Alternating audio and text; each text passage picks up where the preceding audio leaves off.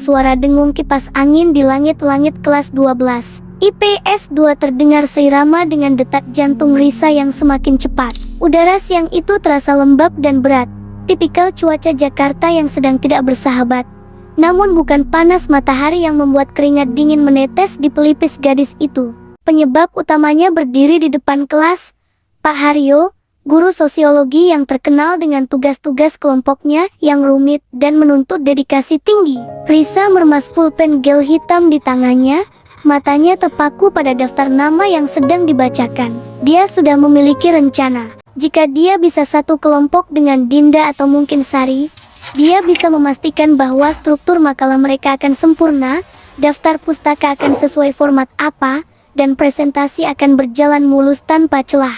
Bagi Risa, sekolah adalah medan perang strategi, dan nilai sempurna adalah satu-satunya bentuk kemenangan yang ia terima. Kelompok 5, suara bariton Pak Haryo membelah keningan kelas yang tegang. Risa Aditama. Risa menahan napas, berdoa dalam hati agar nama berikutnya adalah seseorang yang kompeten. Dan Arya Baskara. Dunia Risa rasanya berhenti berputar selama 1 detik penuh. Bahunya merosot turun, seolah ada beban bertenton yang tiba-tiba dijatuhkan di sana. Dari sudut matanya, ia bisa melihat pergerakan di barisan belakang zona yang selalu dihindari Risa. Di sana, Arya Baskara sedang menyandarkan punggungnya ke tembok, kaki diluruskan ke bawah meja dengan santai, seolah-olah dia sedang berada di pantai dan bukan di dalam ruang kelas yang menentukan masa depan akademis mereka. Arya adalah antitesis dari segala yang Risa yakini. Laki-laki itu populer. Ya, itu tidak bisa dipungkiri. Dengan rambut yang selalu terlihat sedikit berantakan namun tetap memikat, dan seragam yang kancing teratasnya seringkali terbuka, Arya adalah definisi dari pesona yang tidak membutuhkan usaha. Tapi di mata Risa, Arya adalah simbol ketidakteraturan. Dia sering datang terlambat, jarang mencatat, dan selalu tersenyum miring seakan-olah hidup ini hanyalah sebuah lelucon panjang yang lucu. Sial, desis Risa pelan, nyaris tak terdengar. Saat bel istirahat berbunyi, memecah ketegangan menjadi riuh rendah, suara kursi digeser dan tawa siswa. Risa tidak membuang waktu. Dia menutup buku catatannya dengan gerakan tegas, lalu berdiri dan melangkah menuju meja Arya. Dia harus menetapkan aturan main sekarang, atau nilai rata-ratanya akan hancur lebur. Arya sedang tertawa menanggapi lelucon salah satu teman sebangkunya ketika bayangan Risa jatuh di atas mejanya. Dia mendongak, menyipitkan mata sedikit karena silau cahaya jendela, lalu tersenyum santai. Senyum yang membuat banyak siswi di SMA Raja Wali tersipu, tapi hanya membuat Risa semakin jengkel. Arya, panggil Risa, suaranya datar namun tajam. Oi, Riz, partner gue, nih, jawab Arya ringan. Dia menegakkan duduknya sedikit, namun postur tubuhnya masih menyiratkan kemalasan yang mendarah daging. Kita perlu bicara soal pembagian tugas. Temannya tentang dampak stratifikasi sosial di lingkungan perkotaan. Itu topik yang luas dan butuh riset data primer. Risa langsung memberondong tanpa basa-basi. Dia membuka buku agendanya. Gue mau kita mulai nyari bahan besok pulang sekolah di perpustakaan. Gue udah buat timeline-nya. Arya menatap Risa sejenak, lalu tertawa kecil. Tawa yang renyah, namun di telinga Risa terdengar meremehkan. Riz, santai dikit kenapa? Deadline-nya masih 2 minggu lagi. Napas dulu. 2 minggu itu sebentar, Arya, sela Risa cepat. Matanya menyala di balik kacamata bingkai tipisnya. Kita butuh waktu buat observasi, nyusun kerangka, revisi, belum lagi bikin slide presentasi. Gue nggak mau ngerjain ini sistem kebut semalam. Arya menghela napas panjang, menggaruk belakang kepalanya yang tidak gatal. Dia menatap gadis di depannya ini, rambut dikuncir kuda rapi tanpa satu helai pun yang keluar jalur. Seragam yang licin, dan aura kecemasan yang begitu pekat hingga Arya rasanya bisa menyentuhnya. Oke, Ibu Komandan, ujar Arya sambil mengangkat kedua tangannya tanda menyerah. Meski nada suaranya masih jenaka. Besok di perpus. Tapi jam 3, ya? Gue ada latihan basket dulu bentar. Jam 3, jangan telat.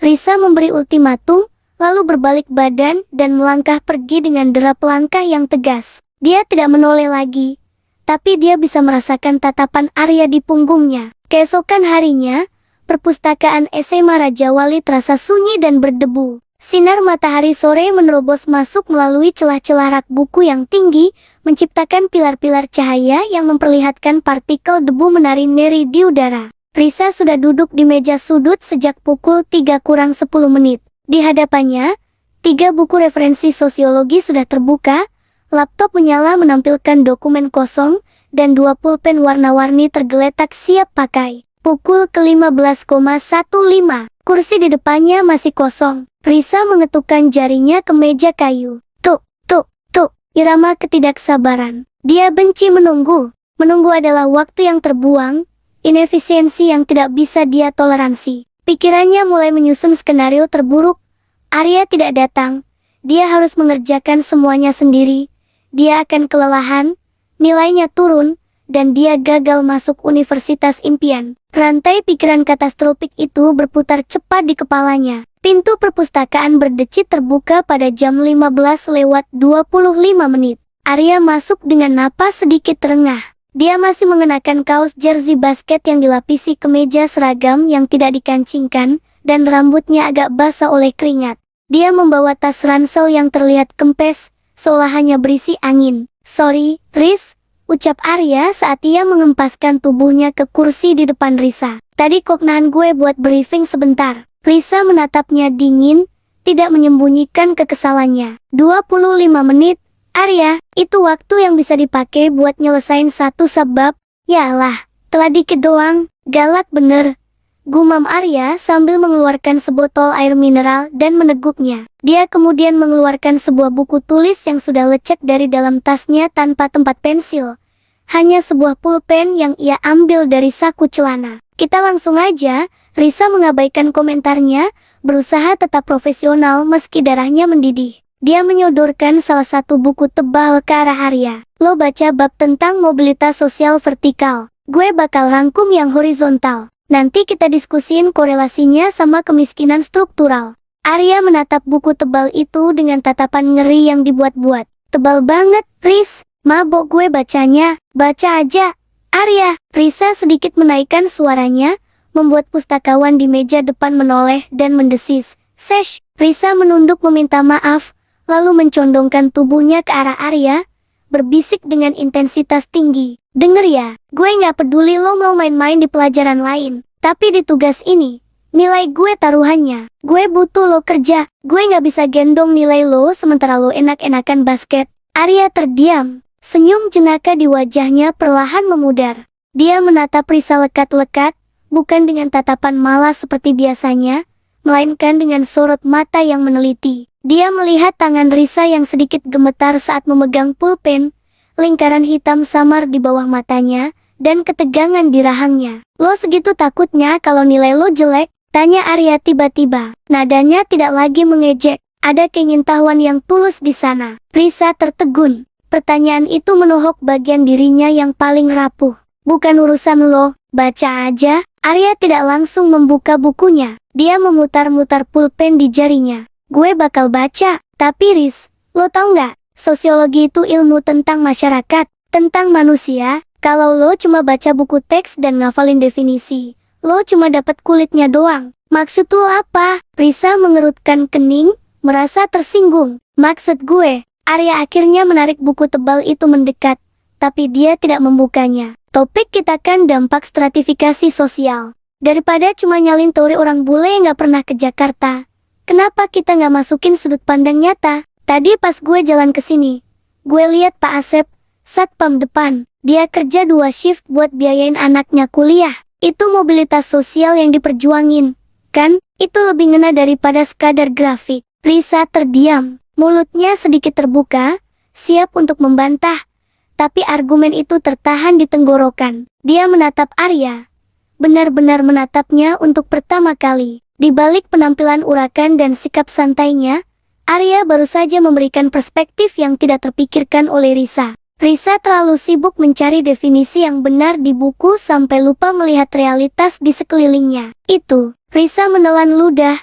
Egonya sedikit terluka, namun logika akademisnya mengakui kebenaran ucapan Arya. "Itu poin yang bagus. Kita bisa jadiin itu studi kasus pembuka." Arya tersenyum lagi.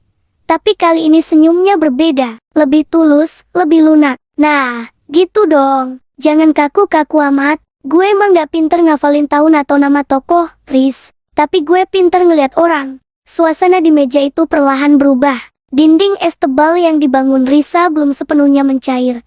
Tapi ada retakan kecil di sana. Risa menyadari bahwa Arya bukan sekadar si pemalas. Ada kecerdasan lain di sana.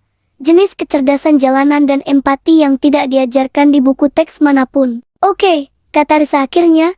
Suaranya lebih tenang. Dia menggeser laptopnya sedikit ke tengah agar Arya bisa melihat layar. Kalau gitu, lo yang susun narasi buat studi kasusnya. Gue yang bakal cari data pendukung buat validasi argumen lo. Setuju? Siap, bos. Jawab Arya sambil membuka buku tulis leceknya. Kali ini, dia benar-benar mulai menulis. Selama 1 jam berikutnya, perpustakaan itu menjadi saksi bisu interaksi yang ganjil namun harmonis. Risa dengan ketukan keyboardnya yang cepat dan teratur, sesekali membenarkan letak kacamatanya, sementara Arya menulis dengan tulisan tangan cakar ayam sambil sesekali melontarkan komentar ceplas-ceplos yang harus Risa akui terkadang lucu. Riz, panggil Arya saat langit di luar jendela mulai berubah menjadi jingga kemerahan. Risa tidak mengalihkan pandangan dari layar. Lo pernah gak sih? Sehari aja gak mikirin sekolah. Pertanyaan itu membuat jari Risa berhenti bergerak. Dia menoleh ke arah Arya. Cahaya matahari sore menerpa separuh wajah laki-laki itu, membuat fitur wajahnya terlihat lebih tegas namun hangat. Gak bisa, jawab Risa jujur. Masa depan gak nunggu orang yang santai. Arya menopang dagunya dengan tangan, menatap Risa lurus-lurus. Masa depan emang penting, tapi hari ini juga penting, Riz. Kalau lo habisin hari ini cuma buat cemas soal besok, kapan lo hidupnya? Kata-kata itu menggantung di udara. Berat dan penuh makna. Risa merasakan desiran aneh di dadanya. Dia ingin membantah, ingin mengatakan bahwa filosofi hidup Arya itu naif dan tidak realistis. Tapi jauh di lubuk hatinya, ada bagian kecil dari dirinya yang lelah, yang diam-diam iri pada cara Arya memandang dunia. Udah jam 5, perpustakaan mau tutup. Risa mengalihkan pembicaraan, buru-buru membereskan barang-barangnya untuk menyembunyikan kegugupan yang tiba-tiba muncul. Arya terkekeh pelan melihat Risa yang salah tingkah. Dia pun ikut membereskan barangnya yang hanya memakan waktu 2 detik. Saat mereka berjalan keluar dari perpustakaan menuju koridor sekolah yang mulai sepi, jarak di antara mereka tidak sejauh saat di kelas tadi. Masih ada sekat perbedaan karakter yang mencolok si gadis ambisius dan si pemuda santai, tapi jembatan rapuh mulai terbentuk di atas jurang perbedaan itu. Besok lagi? Tanya Arya saat mereka sampai di gerbang sekolah. Risa membenarkan tali tasnya, menatap Arya sekilas. Besok lagi, dan jangan telat. Gak janji, sahut Arya sambil nyengir, lalu berlari kecil menuju parkiran motor, meninggalkan Risa yang berdiri terpaku di gerbang. Risa menggelengkan kepalanya pelan, namun tanpa sadar, sudut bibirnya sedikit terangkat. Tipis sekali, nyaris tak terlihat. Perkenalan yang tak terduga ini, pikirnya, mungkin akan menjadi tantangan terbesar dalam semester ini. Bukan karena tugasnya yang sulit, tapi karena Arya Baskara adalah variabel yang tidak bisa ia prediksi. Dan bagi seseorang seperti Risa, ketidakpastian adalah hal yang paling menakutkan sekaligus, anehnya, sedikit menarik. Hening di perpustakaan SMA Raja Wali siang itu terasa berbeda bagi Risa. Biasanya, keheningan di antara rak-rak buku tua yang berbau debu dan kertas lapuk adalah tempat perlindungannya yang paling suci. Tempat di mana ia bisa menyusun benteng pertahanan dari hiruk-pikuk masa remaja yang menurutnya tidak efisien. Namun, hari ini, fokus matanya pada deretan rumus fisika di depannya terasa kabur. Pikirannya tidak terpaku pada hukum Newton, melainkan pada kursi kosong di hadapannya. Tugas kelompok biologi itu sudah selesai diserahkan 2 hari yang lalu. Logikanya, interaksinya dengan Arya seharusnya berakhir di sana.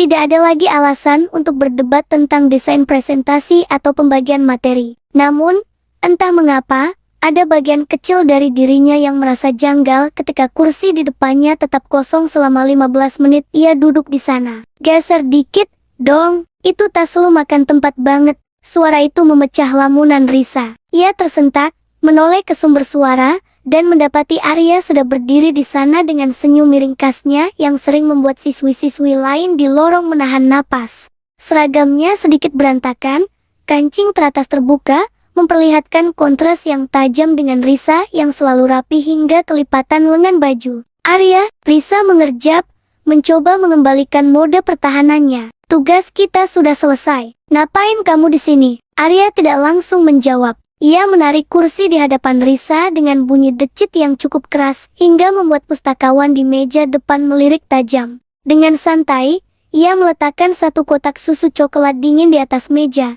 tepat di samping buku catatan Risa yang terbuka rapi. Embun dari kotak susu itu membasahi permukaan meja kayu yang divernis kasar. Emangnya perpustakaan ini punya nenek moyang lo?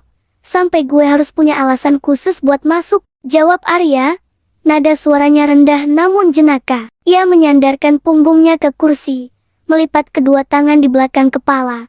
Sebuah gestur yang memancarkan aura kebebasan yang selalu membuat Risa iri sekaligus kesal. Risa menghela napas panjang, mencoba mengabaikan detak jantungnya yang sedikit melompat. Bukan begitu, tapi biasanya anak-anak seperti kamu alergi sama tempat ini. Anak-anak seperti gue. Arya mengangkat sebelah alisnya. Maksud lo, anak-anak keren yang hidupnya nggak cuma diisi sama angka dan grafik. Anak-anak yang lebih suka nongkrong di kantin daripada mempersiapkan masa depan, koreksi Risa tajam, meski sudut bibirnya sedikit berkedut menahan senyum. Arya tertawa pelan, suaranya renyah, bergema lembut di antara rak-rak buku. Masa depan itu masih lama.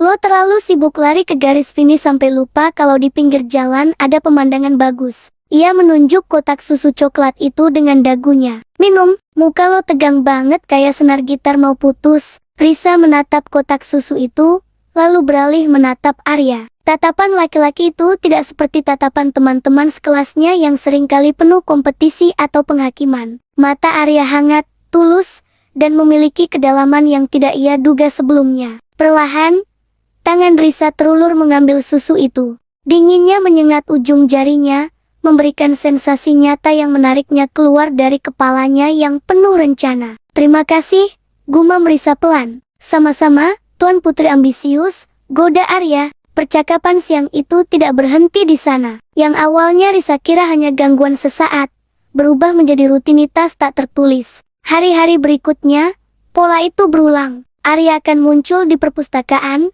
atau kadang menunggunya di depan kelas saat bel istirahat berbunyi. Anehnya, Risa tidak lagi merasa terganggu. Siang itu, lorong sekolah dipenuhi cahaya matahari sore yang keemasan, menembus celah-celah ventilasi dan menciptakan pola garis-garis di lantai keramik. Risa sedang berjalan membawa tumpukan buku paket sejarah ketika Arya tiba-tiba muncul di sampingnya, mengambil separuh beban dari tangannya tanpa permisi. Gue bisa bawa sendiri, Arya, protes Risa, meski langkahnya melambat, menyesuaikan ritme jalan Arya yang santai. Gue tahu lo bisa, lo kan Wonder Woman SMA Raja Wali, sahut Arya ringan, menyeimbangkan tumpukan buku di lengan kirinya. Tapi tangan lo itu kecil, kalau patah, siapa yang bakal ngerjain PR matematika gue? Risa mendengus, tapi kali ini ia tidak bisa menahan tawanya. Jadi itu modusmu, biar bisa nyontek? Gak juga, Arya menoleh, menatap Risa lekat-lekat. Langkah mereka terhenti sejenak di dekat jendela besar yang menghadap lapangan basket. Riuh suara pantulan bola dan teriakan siswa terdengar samar dari luar. Gue cuma suka lihat lo kalau lagi gak cemberut. Lo, beda kalau lagi senyum. Kalimat itu sederhana, namun dampaknya bagi Risa seperti hantaman ombak yang meruntuhkan kastil pasir. Wajahnya terasa panas. Ia memalingkan wajah ke arah lapangan, mencoba menyembunyikan rona merah yang pasti mulai menjalar di pipinya. Angin sore berhembus pelan, menerbangkan beberapa helai rambut Risa yang terlepas dari ikatannya. Kamu, aneh.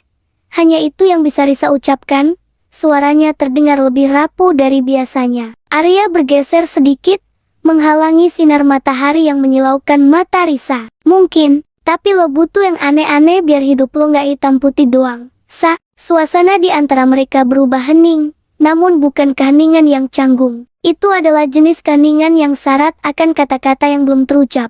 Risa bisa mencium aroma parfum Arya campuran wangi jeruk nipis dan sedikit bau matahari yang entah kenapa terasa menenangkan. Ia mulai menyadari bahwa kehadiran Arya bukan lagi sekadar distraksi. Arya adalah jeda yang ia butuhkan, seperti koma dalam kalimat panjang yang tak berkesudahan. Arya, panggil Risa pelan, masih menatap ke arah lapangan di mana sekelompok siswa sedang tertawa lepas. Apa kamu gak takut?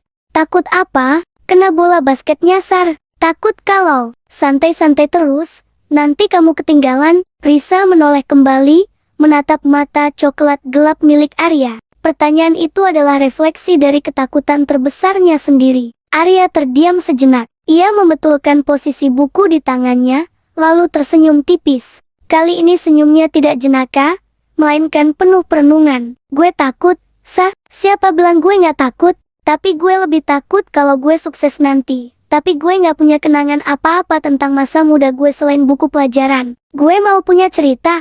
Cerita kayak sekarang ini. Sekarang ini? Tanya Risa. Bingung. Iya, berdiri di lorong, ngobrol sama cewek paling pinter di sekolah, sambil nungguin matahari terbenam dikit lagi, jawab Arya lembut. Ini jejak, jejak kenangan. Nanti kalau kita udah tua, momen kayak gini yang bakal kita ingat, bukan nilai ulangan harian bab ketiga. Risa tertegun. Argumen Arya sangat bertolak belakang dengan semua doktrin yang ditanamkan orang tuanya. Namun terasa begitu masuk akal di hatinya. Tembok pertahanan yang selama ini ia bangun bata demi bata dengan kedisiplinan dan logika, perlahan retak bukan karena hantaman keras, melainkan karena kehangatan yang Arya tawarkan secara konsisten. Mereka kembali berjalan menyusuri lorong menuju kelas Risa. Setiap langkah mereka diiringi gema sepatu di lantai yang sepi, karena sebagian besar murid sudah pulang. Interaksi mereka bukan lagi rahasia. Beberapa siswa yang berpapasan melempar pandangan penuh tanya si jenius yang kaku berjalan bersisian dengan si populer yang santai. Namun Risa mendapati dirinya tidak peduli dengan tatapan itu. Sesampainya di depan kelas, Arya meletakkan buku-buku itu di atas meja Risa. Debu kapur tulis berterbangan sedikit saat ia menepuk tangannya membersihkan sisa debu buku. Besok gue tunggu di kantin, kata Arya, bukan bertanya, melainkan sebuah pernyataan. Ada bakso yang katanya enak banget, lo harus coba, jangan bawa buku. Risa menatapnya, ragu sejenak. Jadwalnya besok seharusnya digunakan untuk mereview materi kimia. Tapi bayangan duduk berhadapan dengan Arya, mendengar tawarnya, dan melupakan sejenak beban di pundaknya, terasa jauh lebih menggoda. Oke, jawab Risa, hampir seperti bisikan. Tapi kalau nilaiku turun, kamu tanggung jawab. Siap, bos. Arya hormat dengan gaya main-main, lalu melangkah mundur menuju pintu. Sebelum ia benar-benar menghilang di balik bingkai pintu, ia berbalik lagi. Ya, jangan lupa senyum lagi. Itu, lumayan. Arya menghilang di belokan lorong, meninggalkan Risa yang berdiri mematung di tengah ruang kelas yang kosong. Cahaya matahari sore kini berubah menjadi jingga tua, menyinari wajah Risa yang perlahan mengulas senyum. Senyum yang benar-benar tulus, bukan karena nilai sempurna, tapi karena rasa hangat yang mekar di dadanya. Di lorong-lorong sekolah SMA Raja Wali, di antara deretan loker dan dinding-dinding bisu, jejak kisah mereka mulai terukir semakin dalam. Bukan dengan tinta di atas kertas, melainkan dengan tawa, tatapan mata, dan perasaan yang tumbuh tanpa rencana. Risa tahu, ini berbahaya bagi keteraturan dunianya. Namun untuk pertama kalinya, ia tidak ingin memperbaiki ketidakteraturan itu. Ia ingin membiarkannya berantakan, asalkan Arya ada di sana bersamanya. Aroma kertas ujian yang baru dibagikan bercampur dengan hawa dingin AC perpustakaan yang menusuk tulang. Di sudut ruangan yang biasanya menjadi tempat perlindungan Risa, suasana sore ini terasa jauh lebih mencekam dari biasanya. Lembar hasil tryout terakhir tergeletak pasrah di atas meja kayu yang permukaannya penuh goresan pena dari angkatan-angkatan sebelumnya. Angka 85 tertera di kolom kimia, dilingkari tinta merah yang seolah menatap Risa dengan sorot mata menghakimi. Bagi sebagian besar siswa SMA Pertiwi, angka itu adalah pencapaian. Namun bagi Risa, yang membidik kursi di Fakultas Kedokteran Universitas Negeri ternama, angka itu adalah lonceng peringatan. Penurunan 5 poin dari ujian sebelumnya. 5 poin yang bisa menjadi jurang pemisah antara dirinya dan masa depan yang telah dirancang orang tuanya sejak ia masih mengeja alfabet. Gila, turun lagi. Bisikan itu terdengar samar dari meja di seberang rak buku fiksi. Suara Dina, teman sekelas yang ambisius. Gue bilang juga apa? Sejak nempel terus sama anak basket itu, fokusnya buyar. Tangan Risa mengepal di bawah meja hingga buku-buku jarinya memutih. Kalimat itu bukan hal baru, Belakangan ini, koridor sekolah yang dulunya ramah kini terasa penuh dengan bisikan-bisikan beracun. Hubungannya dengan Arya, yang awalnya terasa seperti oase di tengah gurun pasir akademis, perlahan mulai dipandang sebagai distraksi oleh lingkungan sekitarnya. Dan yang paling menakutkan bagi Risa adalah pemikiran bahwa mungkin, hanya mungkin, mereka benar. Pintu perpustakaan berderit pelan. Langkah kaki yang familiar terdengar mendekat, berirama santai, kontras dengan detak jantung Risa yang memburu karena cemas. Nih, matcha latte less sugar, biar otak lu nggak ngebul. Arya meletakkan gelas plastik dingin itu tepat di samping lembar ujian Risa. Wajah pemuda itu tampak segar, rambutnya sedikit basah sisa wudhu sholat asyar. Senyumnya tulus, tanpa beban. Senyum yang biasanya mampu meruntuhkan segala tembok pertahanan Risa. Namun hari ini, senyum itu justru memicu rasa iritasi yang tak terjelaskan di dada Risa. Risa tidak menoleh. Matanya tetap terpaku pada soal nomor 15 yang salah ia jawab. Makasih, tapi gue lagi nggak haus. Arya menarik kursi di hadapan Risa, duduk dengan posisi santai, menyandarkan punggungnya. Ia menyadari ketegangan di bahu gadis itu. Lo udah di sini 3 jam nonstop, istirahat bentar. Yuk, kita cari angin di rooftop sebentar aja. Gue nggak bisa. Jawab Risa tajam, matanya menyisir barisan rumus stoikiometri dengan panik. Lihat ini, nilai gue turun 5 poin. Lo ngerti nggak sih artinya 5 poin buat seleksi nanti? Hening sejenak, Arya menegakkan punggungnya, nada suaranya berubah lebih serius namun tetap lembut. Gue ngerti, tapi memaksakan diri pas otak lo udah overheat juga nggak bakal bikin materi masuk. Gue cuma mau lo relax sebentar biar itu masalahnya. Arya, Risa membanting pulpennya ke meja. Suaranya cukup keras hingga membuat pustakawan di meja depan mendongak dan mendesiskan peringatan. Risa menurunkan suaranya menjadi bisikan yang penuh emosi. Matanya kini menatap Arya dengan nanar. Lo terlalu santai. Lo selalu bilang relax, santai, jangan dipikirin. Hidup lo mungkin simple, lo atlet, jalur prestasi lo udah aman. Tapi gue harus berjuang mati-matian lewat jalur tes. Waktu gue habis buat main-main sama lo belakangan ini.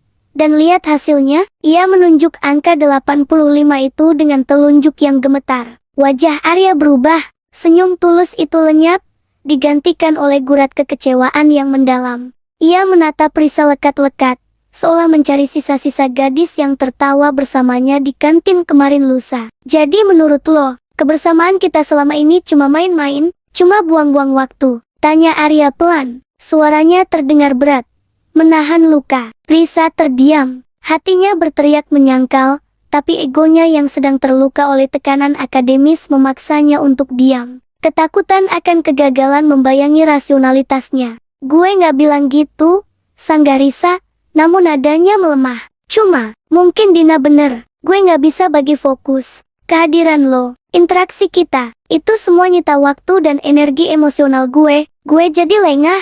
Arya menghela napas panjang, mengusap wajahnya kasar.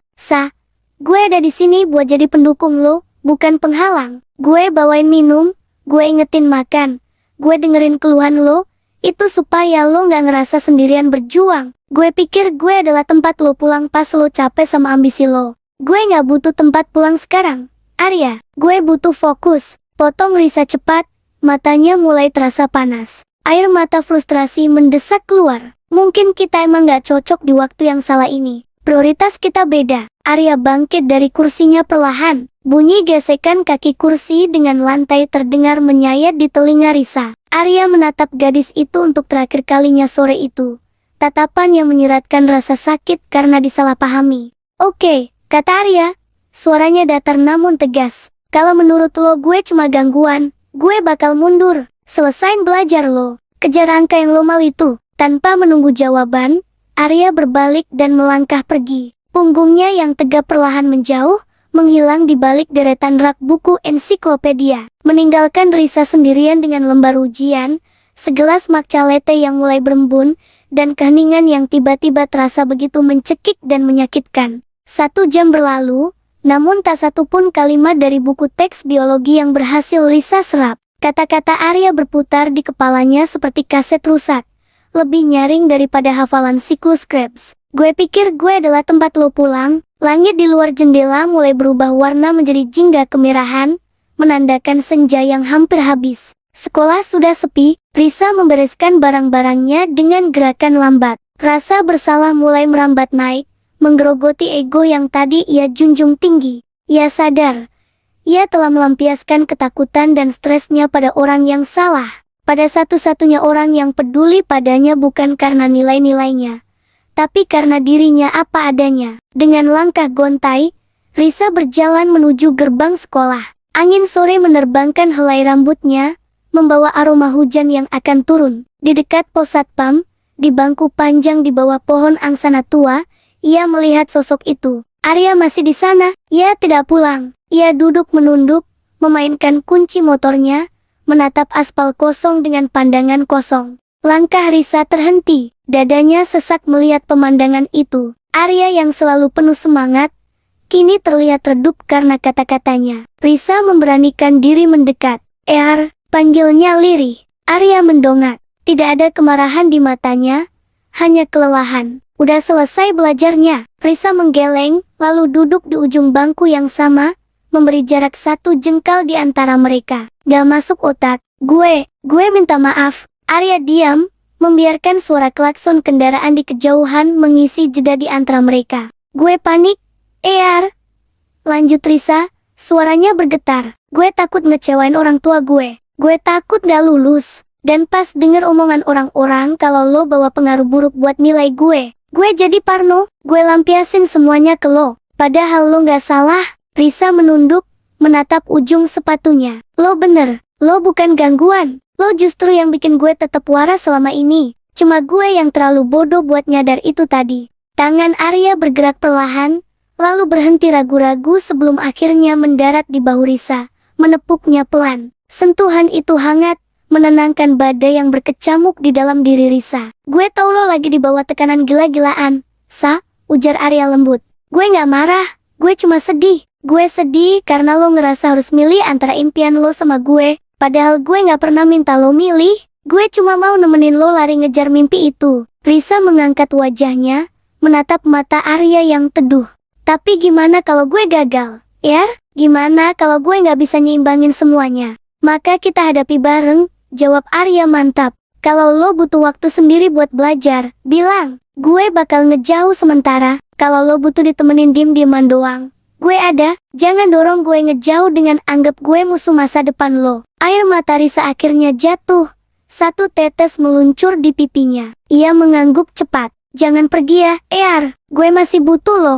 Gue gak kemana-mana. Arya tersenyum tipis. Meski ada sedikit keraguan yang tersembunyi di balik senyum itu, keraguan tentang nasib mereka setelah kelulusan nanti. Sekarang pulang. Ya, udah mau hujan. Besok kita perang lagi sama soal-soal itu. Di bawah langit yang semakin gelap dan rintik hujan pertama yang mulai turun membasahi bumi, mereka berjalan beriringan menuju parkiran. Konflik hari ini telah mereda, namun menyisakan jejak kesadaran baru bagi keduanya. Bahwa cinta di masa putih abu-abu ini bukan hanya soal tawa di kantin, melainkan juga tentang kompromi, ego yang harus ditekan, dan ketakutan akan masa depan yang membayangi setiap langkah mereka. Risa menatap punggung Arya saat pemuda itu menyiapkan motornya. Ia sadar, badai kecil hari ini hanyalah permulaan. Badai yang lebih besar, perpisahan yang sesungguhnya, sedang menunggu di ujung jalan, siap menguji apakah fondasi yang mereka bangun cukup kuat untuk bertahan, atau akan hancur tergilas roda nasib yang berbeda arah. Lorong sekolah yang biasanya hanya dipenuhi gema langkah kaki, kini berubah menjadi lautan emosi yang campur aduk. Suara teriakan histeris, isak tangis haru, dan pelukan erat mewarnai pengumuman kelulusan serta penerimaan universitas sore itu. Udara terasa berat, lembab oleh keringat dan ketegangan yang akhirnya pecah. Di tengah kerumunan yang saling merayakan pencapaian, Risa berdiri terpaku menatap layar ponselnya. Cahaya biru dari layar itu memantulkan barisan kalimat yang selama 3 tahun ini menjadi doa dalam setiap sujud malamnya. Diterima. Universitas Indonesia, jurusan Hubungan Internasional. Seharusnya, jantungnya meledak oleh euforia. Seharusnya, ia berlari mencari sahabat-sahabatnya untuk berteriak kegirangan. Namun, yang dirasakan Risa justru sebaliknya. Sebuah batu besar seolah menimpa ulu hatinya, membuat napasnya pendek dan tersendat. Jemarinya gemetar bukan karena gembira, melainkan karena realisasi yang menghantamnya lebih keras dari ombak karang. Jakarta berjarak ratusan kilometer dari sini. Dan di sini, di kota kecil ini, ada Arya. Risa mengangkat wajahnya. Matanya menyapu kerumunan dengan panik, mencari sosok jangkung dengan rambut yang selalu sedikit berantakan itu. Ia menemukannya di dekat mading, berdiri sedikit terpisah dari keriuhan teman-teman lelakinya. Arya tidak sedang melihat ponselnya, ia sedang menatap Risa. Tatapan itu, Risa mengenal tatapan itu hangat, menenangkan. Namun kali ini, ada lapisan kabut yang menyelimuti sorot matanya. Ada senyum tipis yang terukir di bibir Arya. Namun senyum itu tidak mencapai matanya. Dengan langkah berat seolah kakinya tertanam timah, Arya berjalan mendekat, membelah kerumunan siswa yang sedang bersukaria. "Kamu dapat," ujar Arya pelan saat ia sampai di hadapan Risa. Itu bukan pertanyaan, melainkan pernyataan. Suaranya terdengar serak, mungkin karena menahan sesuatu, atau mungkin karena ia sudah tahu hasilnya bahkan sebelum Risa memberitahunya. Risa mengangguk kaku. Tenggorokannya tercekat. "Fakultas impianku, Aku lolos. Aku tahu kamu pasti bisa. Dari dulu aku gak pernah ragu, Sa." Arya tersenyum lagi. Kali ini tangannya terulur untuk mengacak pelan puncak kepala Risa, sebuah gestur familiar yang biasanya membuat Risa merasa aman. Tapi hari ini, sentuhan itu terasa seperti perpisahan. "Kamu?" tanya Risa. Suaranya hampir tak terdengar, tertelan hiruk-pikuk di sekeliling mereka. "Gimana hasilnya? Kamu ambil yang di Bandung, kan?" Tangan Arya berhenti bergerak, lalu turun perlahan ke sisi tubuhnya. Ia memasukkan kedua tangannya ke dalam saku celana abu-abunya. Bahunya sedikit merosot. Ia mengalihkan pandangan ke arah lapangan basket yang mulai sepi. "Aku gak ambil, Sa," jawabnya lirih. "Maksudnya gak ambil?" Risa mendesak, rasa dingin mulai merambat di punggungnya. "Kamu gak lolos? Atau, aku gak daftar ulang?" potong Arya lembut namun tegas. Ia menatap mata Risa dalam-dalam, membiarkan Risa melihat kejujuran yang menyakitkan di sana. "Bapak sakit lagi. Ibu butuh bantuan buat ngurus toko. Aku mutusin buat ambil swasta di sini aja, sambil bantu-bantu di rumah." Dunia Risa seakan berhenti berputar. Semua suara di lorong itu tawa, jeritan, seruan selamat mendadak menjadi dengung yang menyakitkan telinga. Jakarta dan kota kecil ini. Ambisi besar dan kewajiban keluarga. Dua garis nasib yang tiba-tiba berbelok ke arah yang berlawanan. Risa ingin memprotes, ingin marah kenapa Arya tidak pernah menceritakan beban itu sebelumnya. Tapi kata-kata itu tertahan. "Ayo," ajak Arya tiba-tiba, menarik lembut pergelangan tangan Risa. "Terlalu berisik di sini. Kita ke atas sebentar." Mereka berjalan dalam diam menuju atap gedung sekolah, tempat favorit mereka menghabiskan waktu istirahat sambil membicarakan hal-hal remeh. Namun kali ini, setiap anak tangga yang mereka pijak terasa menghitung mundur waktu yang tersisa. Langit sore itu seolah mengerti suasana hati mereka. Matahari mulai tergelincir ke barat, menyiramkan warna jingga kemerahan yang pekat, menciptakan siluet panjang dari bayangan mereka di lantai beton atap sekolah.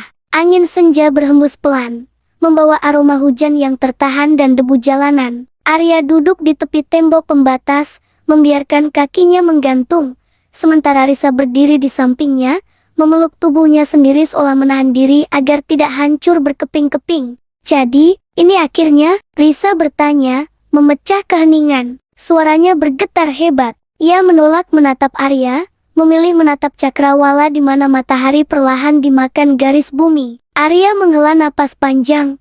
"Banyak orang yang berhasil.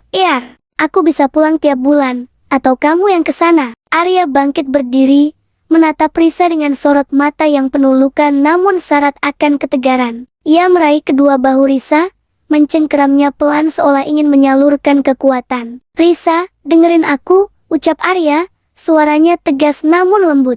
"Kamu ingat pertengkaran kita minggu lalu? Kamu bilang kamu takut kehadiran aku ganggu fokus kamu. Dan sekarang, kalau kita paksain hubungan jarak jauh dengan kondisi aku yang harus fokus kerja dan kuliah di sini, dan kamu yang harus adaptasi di lingkungan baru yang keras, kita cuma bakal saling menyakiti. Aku gak peduli."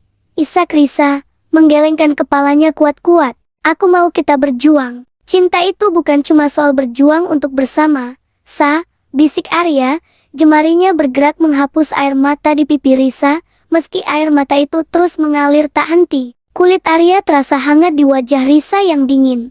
Kadang, cinta itu soal melepaskan biar orang yang kita sayang bisa terbang setinggi yang dia mau. Kalau aku ikut kamu, aku bakal ninggalin tanggung jawabku. Kalau aku nahan kamu di sini, aku bakal jadi orang paling jahat yang matunasa masa depan kamu. Risa menunduk, bahunya berguncang hebat. Logikanya membenarkan setiap kata Arya, tapi hatinya berontak. Rasanya tidak adil. Mengapa waktu mempertemukan mereka jika hanya untuk memisahkan mereka di persimpangan jalan ini? Kenapa cinta yang tumbuh tanpa rencana ini harus kalah oleh rencana masa depan yang begitu kaku? Arya menarik Risa ke dalam pelukannya. Pelukan itu erat, putus asa, dan penuh dengan kata-kata yang tak sanggup mereka ucapkan. Risa membenamkan wajahnya di dada Arya, menghirup aroma sabun dan keringat yang khas, aroma yang akan segera menjadi kenangan. Ia bisa merasakan detak jantung Arya yang berpacu cepat, sama kacaunya dengan miliknya. Di bawah langit senja terakhir di masa putih abu-abu mereka,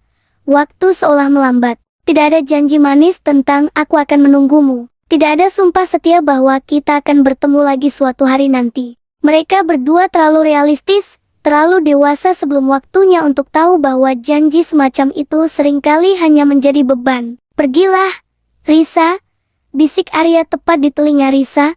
Suaranya paruh menahan tangis yang akhirnya pecah juga. Kejar apa yang harus kamu kejar. Jadilah hebat. Bikin aku bangga pernah jadi bagian dari cerita kamu. Risa mengeratkan pelukannya untuk sesaat, seolah ingin menyatukan jiwa mereka agar tidak terpisah oleh jarak, sebelum akhirnya perlahan melepaskan diri. Ia menatap wajah Arya untuk terakhir kalinya dalam bingkai seragam ini, mata yang merah, senyum yang dipaksakan, dan cinta yang begitu besar hingga sanggup merelakan. Terima kasih, Arya, ucap Risa lirih, suaranya nyaris hilang terbawa angin. Terima kasih udah jadi rumah buat aku selama ini. Arya hanya mengangguk, tak sanggup lagi mengeluarkan suara. Ia mundur selangkah, memberi ruang bagi Risa untuk pergi. Dengan sisa kekuatan yang ada, Risa berbalik. Setiap langkah yang ia ambil menuju pintu atap terasa seperti mencabut akar yang telah tertanam kuat di hatinya. Ia tidak menoleh lagi. Ia tahu jika ia menoleh, ia tidak akan pernah sanggup melangkah pergi. Di belakangnya, Arya kembali duduk di tepi tembok, menatap punggung Risa yang menghilang di balik pintu besi. Matahari akhirnya tenggelam sempurna, menyisakan langit yang perlahan berubah menjadi ungu gelap. Di sana, di bawah naungan senja yang memudar, Arya membiarkan air matanya jatuh bebas. Cinta mereka tidak berakhir dengan pertengkaran, tidak pula dengan kebencian. Cinta itu berakhir dengan sebuah pengertian sunyi yang paling menyakitkan, bahwa terkadang, mencintai seseorang berarti harus cukup berani untuk membiarkan mereka pergi, meski itu berarti menghancurkan hati sendiri. Di kejauhan, lampu-lampu kota mulai menyala satu persatu, menandakan kehidupan yang terus berjalan, dengan atau tanpa mereka bersama. Kisah mereka telah usai di halaman sekolah ini, meninggalkan jejak tak terlihat tentang sebuah rasa yang tulus, yang selamanya akan mengubah siapa mereka di masa depan.